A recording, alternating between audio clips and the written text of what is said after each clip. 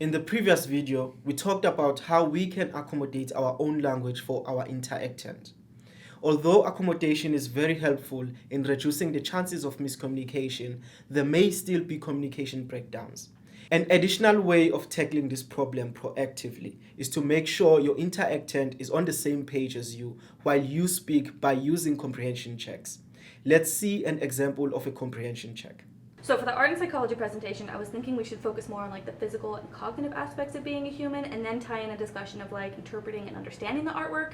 Do you get what I mean by that? Because to me it's truly fascinating how art is created in the mind of an artist, the deep, dark, unknown, subconscious things that happen in their mind that's really not accessible to us. Do you get what I'm saying?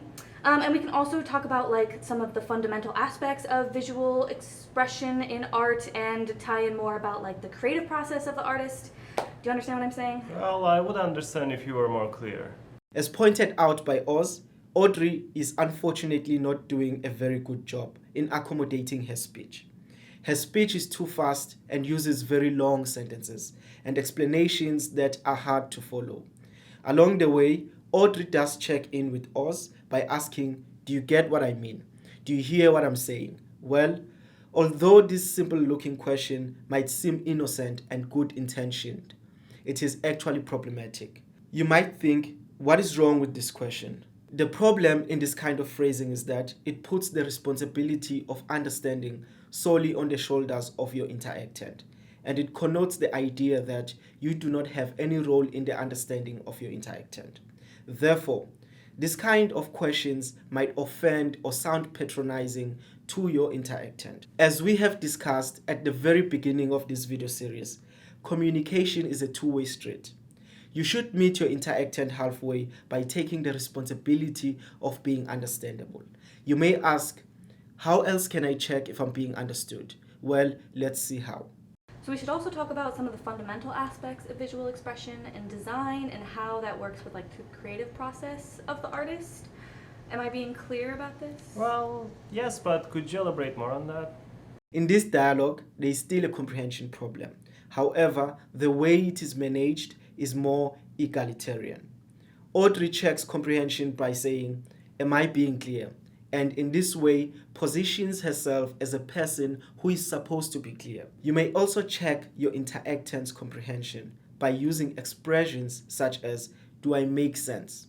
or "Am I making myself clear?" Another way of doing comprehension checks could be to confirm your own understanding. In other words, just like you check your interactant's comprehension, you can also try checking your own comprehension. You may say, "Well, how can I check my own comprehension?" You may try paraphrasing your interactant's words and let them confirm your understanding. How about you finish each presentation with a discussion and assign each group with an artwork, and at the end they reflect on that artwork? So do you mean that each group discusses one kind of artwork within their group? Not exactly. In this scenario, Audrey tries to make sure they are on the same page by paraphrasing her interactant's suggestions. However, Oz's answer shows that they are still not on the same page yet. In such instances, the most effective approach is to explicitly request clarification. So you mean that each group should discuss one type of artwork within their own group? Not exactly. Okay, then I guess I don't understand what you mean by reflecting on each other's discussion. Can you explain that to me Yes, more? I mean, first they would talk within their groups, and then we would then they would reflect on each other's discussion, like a whole group discussion. Oh, okay, so groups commenting on other groups. Okay, great idea. Let's do that. Perfect. Research shows that when people are specific about the trouble source in their interaction, they recover from communication breakdowns faster. So it is completely fine to explicitly point out what you are having trouble with.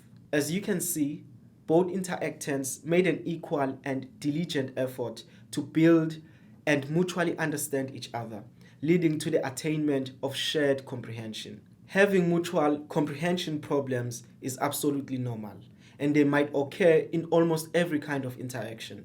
We can even have comprehension problems with the very friends and family members we grew up with. Therefore, it is perfectly acceptable to check your comprehension and the comprehension of your interactant, as well as to ask for clarifications. However, We should do this without putting the burden of a successful conversation solely on our interactant and without being condescending towards them. In this video, we have discussed how to pinpoint where there is trouble in communication in a more egalitarian way. Now, let's move on to the last part of our video series, in which we will further discuss how to actually solve these troubles in communication.